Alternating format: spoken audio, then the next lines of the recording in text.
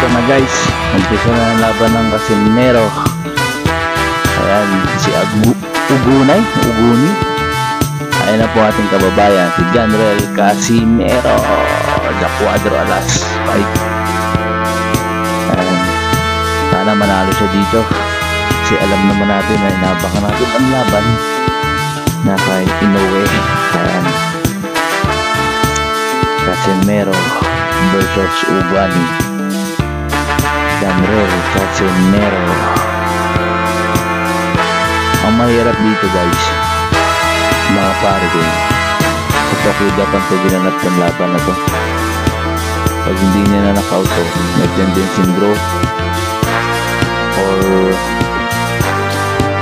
matalo talaga siya kasi ang gagawin niya dito na kalaban niya puro suntok to, suntok na suntok. So makikita ng judges to na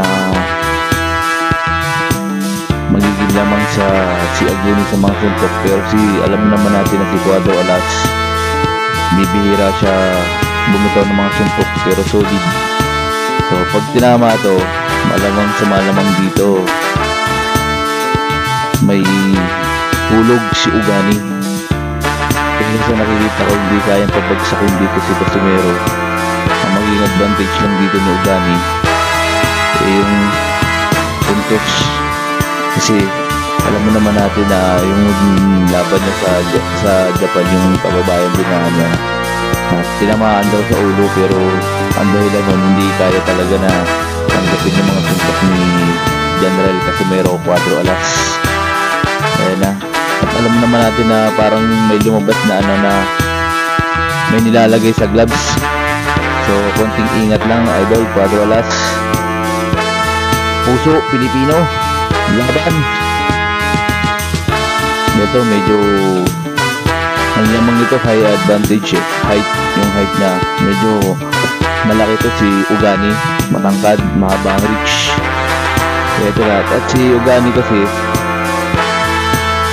yung record lang nito 8 knockouts, puro puntos to, kaya sana yan tumatapos ang laban. Ayan na, round 1. Ay! Uy, sinundak agad di Casimero ba? Ginayo. Sila sumuntok. Yun, sa pool. Yun. Maliit ng Casimero pero siya yung tumusugo dito.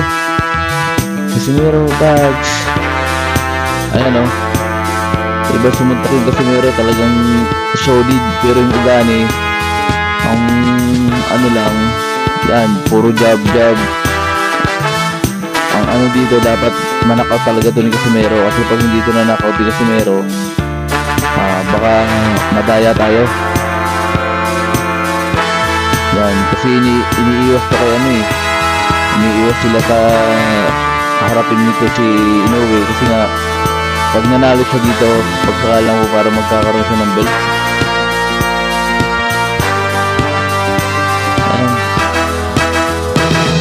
Matangkad, mahaba yung ano yung Uguni. Yung high advantage kasi talagang lamang na lamang. So ito na sa pool. Yun, nako, yun, straight. Kitang-kita naman natin na yung suntok ni Casimero bilang lang talaga. Round 1 dito lamang malamang si Casimero dito kasi yung mga suntok na solid tinatama yung Uguni. Kaya mga brother, yun, napatukan.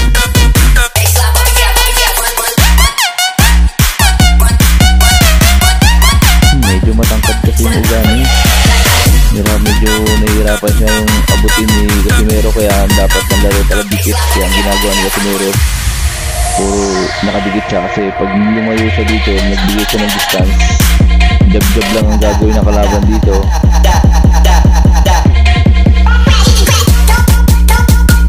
Alam mo naman natin si Casimero, matigas ang panga nito.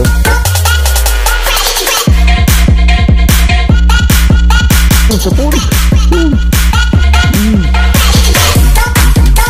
medyo sinusukat pa ito ni Casimero. Diskarte niya dito, pasusug. Ayan o, di ba? Kikita nyo, masipag bumitaw ng mga jabs.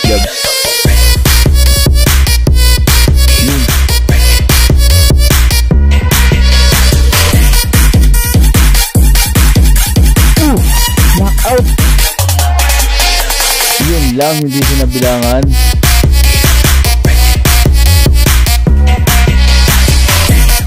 Hindi pwede magbigay si Casimero ng distansya dito. Kasi nga, ayun na, round 2 na tayo. Ayun guys, sa pool. Ayun na, talagang sinusuwag na ni Casimero. Ito yung ano dito. Ayan,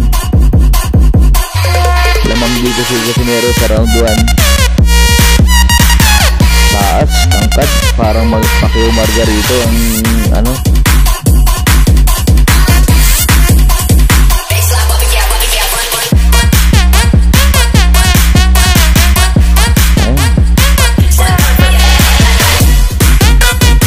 Nakikita nyo na yung estilo ni Ugani dito. Siya naman yung sumusugod. Ayan, jab si Ugani. Kaya dapat makuha ni Casimero. May straight ka ng isang straight hook. Kasi medyo ano yun, puro bodega na tinitira ni Casimero dito. Kasi nga matangkad to sa pool. Yun, ang liit ng Casimero pero tinatama pa rin niya. Alam mo naman natin na si Casimero pag ano talaga to, masipag sumuntok yung Ugani dito. Puro jab straight ang tinitira nito. Yan yung magiging advantage niya kasi lugar na yan eh. Diyan sa Japan siya ginawa. Pero matibay din talaga si Casimero kasi malakas ang loob. Bumaba na siya, lumalaban. Ito yung tunay na boksingero na palaban, buwan loob. Dahil alam naman natin Casimero talaga walang kinatatakutan to.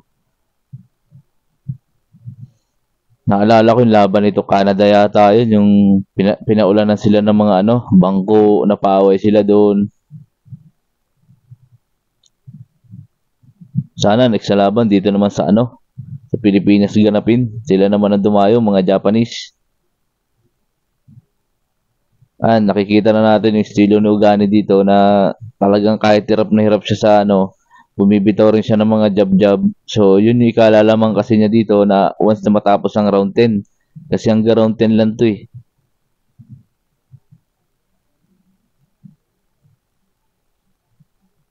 Kaya dapat hindi na ito mabot ng round 10. Talagang ma-knockout. Ayan o. Diba? Ang masipag sumuntok dito Ugani kahit bodega tinitira dito ni Casimero kasi nga medyo may height to. Yun sa pool, tinama na. Yan, bag sa pool na naman, bag. Ayan na. So nakakalamang pa rin si Casimero dito kasi yung Ugani puro jab lang ang ano, na hindi ko alam kung mag-ana yung mukha ni Ugani dito dahil sa suntok ni Casimero. Ayun, tumatama yung Ugani sa mga jab straight niya. Pero yung Casimero, puro solid yung patama. Kaya dapat dito, ma-knockout ni Casimero. Round 3 na tayo mga brother. Yan.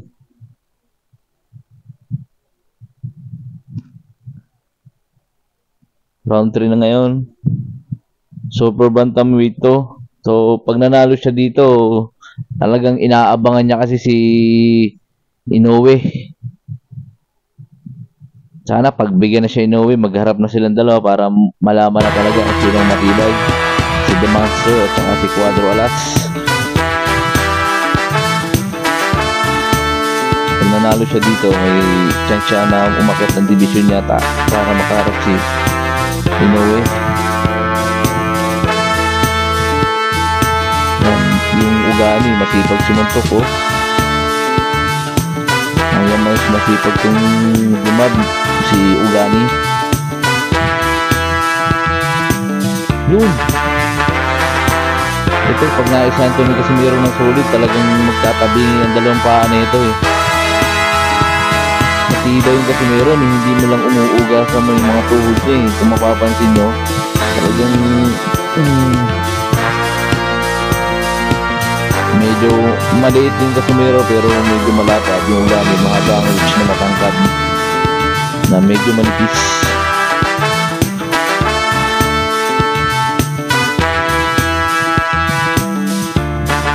Masipag yung Ugani dito.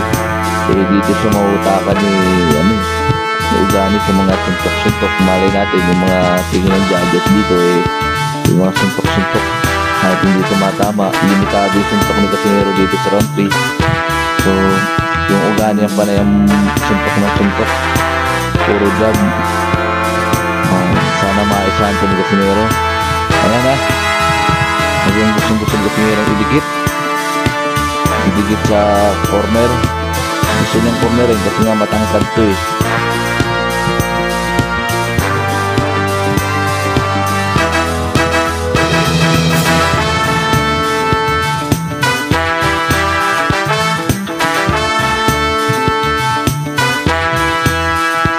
Yun.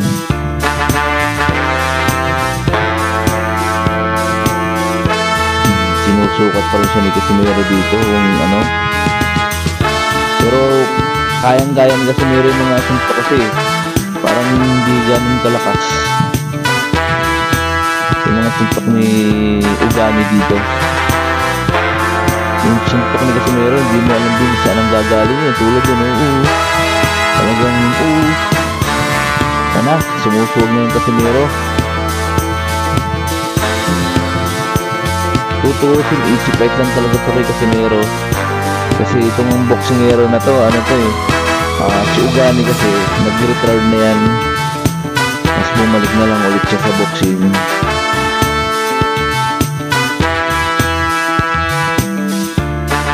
Dahil dalawang draw na rin to si Ugani. 8 knockout lang, tapos 20 yata yung wins. Nakuha dun yung 8 by knockout. Yun. Anong nangyari? Tinigil. Headbutt ba yan? Ayan na nga ang sinasabi natin. Itong laban na to, malamang itigil din to. Dahil to pag tinuloy to at may nakitang may basag na mukha nito, hindi na to titigil lang ni Casimiro talaga. Headbutt ba? O suntok? Oh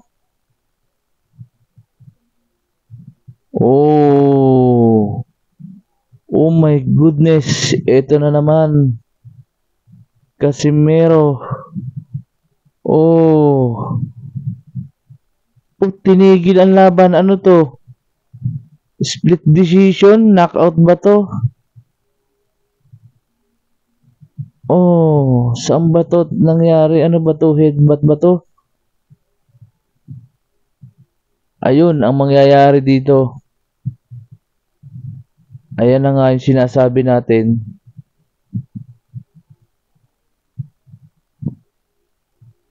So sana hindi ilaglag yung Casimiro dito kasi nga si Ugani kasi panay suntok to. Sana hindi nyo makita ng judges. Medyo alanganin, basag ang mata. Hindi na nga ito matutuloy. Basag ang mata ng Ugani. So, sayang. Parang hindi siya, parang sa gilid siya ng pilik mata. Ayun yung Casimiro. Nabiti na naman si Cuadro Alas sa laban. Sana draw na lang to. Okay lang kahit draw. Huwag lang ilaglag yung Casimiro. Kasi naman nakita natin yung laban. Lamang pa rin naman yung Casimiro dito. Ayan. Ano ba ang mangyayari? Ito na yung decision. Split decision ba? O tinalo yung Casimiro sa puntos dahil puro jab? Mas lamang sa suntok yung kalaban.